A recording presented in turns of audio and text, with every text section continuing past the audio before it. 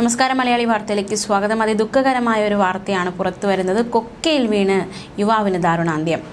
ചുരം 9-ാം വളവിന് സമീപമാണ് ഈ അപകടമുണ്ടായിരിക്കുന്നത്. വടകര വളയം തോടന്നൂർ വരക്കൂർ സ്വദേശിയായ അമലാണ് മരിച്ചത്. 23 വയസ്സായിരുന്നു. വയനാട് ഭാഗത്തേക്ക് ട്രാവലറിൽ പോകുകയായിരുന്നു വിനോദസംഘം.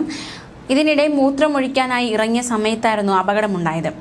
ഇന്ന് പുലർച്ചെ 1 മണിയോടെയാണ് ഇത്തരത്തിലൊരു അപകടമുണ്ടായിരിക്കുന്നത്. കോഴിക്കോട്ടെ സ്വകാര്യ സ്ഥാപനത്തിൽ ഡ്രൈവറായി ജോലി ചെയ്തിരുന്ന അമൽ സഹപ്രവർത്തകർക്കൊപ്പം വയനാട്ടിലേക്ക് വിനോദയാത്രയ്ക്ക് പുറപ്പെട്ടതാണ്.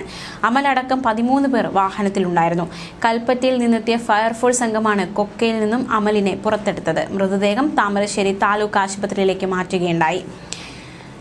മൂത്രമൊഴിക്കാനായി വണ്ടിയിൽ നിന്ന് ഇറങ്ങിയപ്പോഴാണ് കാല് തെന്നി അബദ്ധത്തിൽ കൊക്കയിലേക്ക് വീണത്. കൊക്കയിൽ നിന്നും മൃതദേഹം പുറത്തെടുത്ത് ആശുപത്രിയിൽ എത്തിച്ചുവെങ്കിലും മരണം സംഭവിച്ചിരുന്നു. അതിദുഃഖകരമായ ഒരു അപകടമാണ് ഉണ്ടായിരിക്കുന്നത്. തീർച്ചയായിട്ടും വളരെ വേദന ഉണ്ടാക്കുന്ന ഒരു അപകടം തന്നെയാണിത്.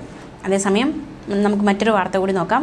കാക്കനാട്ടെ കൂട്ടക്കൊലപാതകവുമായി ബന്ധപ്പെട്ടുള്ള വാർത്തകൾ എന്തൊക്കെയായി എന്ന് നമുക്ക് വിശദമായി നോക്കാം. കസ്റ്റംസ് അഡീഷണൽ കമ്മീഷണറിനെയും കുടുംബത്തെയും ജീവനൊടുക്കിയ നിലയിൽ കാക്കനാട് കസ്റ്റംസ് ക്വാർട്ടേഴ്സിൽ കണ്ടെത്തിയ സംഭവത്തിൽ കൂടുതൽ വിവരങ്ങൾ പുറത്തുവരികയാണ്. അമ്മ ശകുന്തളയുടെ ആത്മഹത്യയെ തുടർന്നുള്ള മനോവിഷമമാണ് മക്കളായ മനീഷും ശാലിനിയും മരിക്കാൻ കാരണമായത് എന്ന് പോലീസ് വ്യക്തമാക്കുന്നുണ്ട്. പരീക്ഷാ ക്രമക്കേട് കേസിൽ മകളെ CBI അറസ്റ്റ് ചെയ്യുമെന്ന് അമ്മ ഭയന്നിരുന്നു.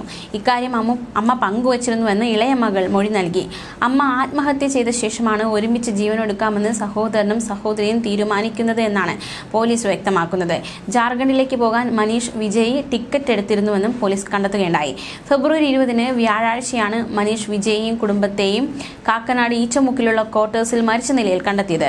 ലീവ് കഴിഞ്ഞിട്ടും മനീഷ് വിജയ് ഓഫീസിൽ എത്തിയില്ല. ഇതോടെ സഹപ്രവർത്തകർ ഫോണിൽ ബന്ധപ്പെട്ടു, പക്ഷേ ബന്ധപ്പെടാൻ സാധിച്ചില്ല.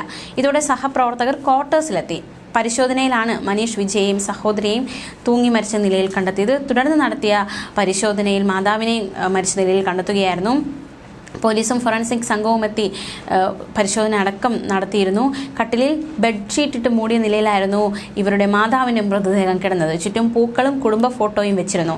ആത്മഹത്യ എന്ന നിഗമനത്തിലാണ് പോലീസ് FIR രജിസ്റ്റർ ചെയ്തത്. കഴിഞ്ഞ ദിവസം പോസ്റ്റ്മോർട്ടം റിപ്പോർട്ട് പുറത്തു വന്നിരുന്നു. 3 പേരുടെ മരണം തൂങ്ങി മരണമാണ് എന്നാണ് പോസ്റ്റ്മോർട്ടം റിപ്പോർട്ടിൽ വ്യക്തമായിരിക്കുന്നത്. എന്താണ് ഇവരെ മരണത്തിലേക്ക് നയിച്ചത് എന്നതടക്കമുള്ള ഒരുപാട് ചോദ്യങ്ങൾക്ക് ഇനിയും ഉത്തരം കിട്ടേണ്ടതായിട്ടുണ്ട്.